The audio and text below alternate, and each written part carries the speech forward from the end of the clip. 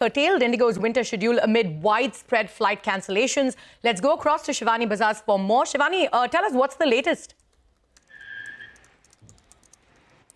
Well, that's correct. The DGCA has officially come out with a statement saying that 5% of the winter scheduled flights by Indigo are to be cut. This has been communicated to the airline, and the airline has told us that they are now currently working on a revised winter schedule. So 5% cut. Let's see how that basically works out. You know, in summers, on an average, Indigo operates 2100 to 2200 flights, and in winters, of course, because of higher demand, we see the airline, all airlines, not just Indigo, increasing capacity on certain routes because of the holiday demand. So from the summer 2100 to 2200 in the winter schedule, earlier, before in November, DGCA had approved a 6% increase in the daily flights, which comes around to 2225 to 2330 daily flights for Indigo.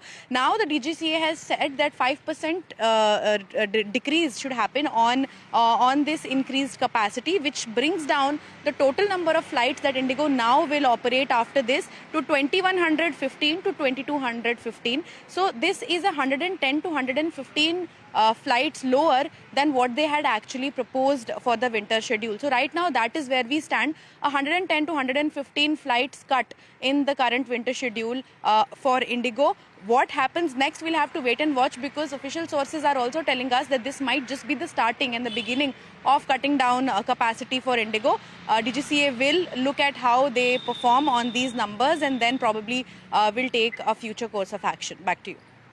Shivani, thank you for the latest there on the Indigo saga. Meanwhile, Civil Aviation Minister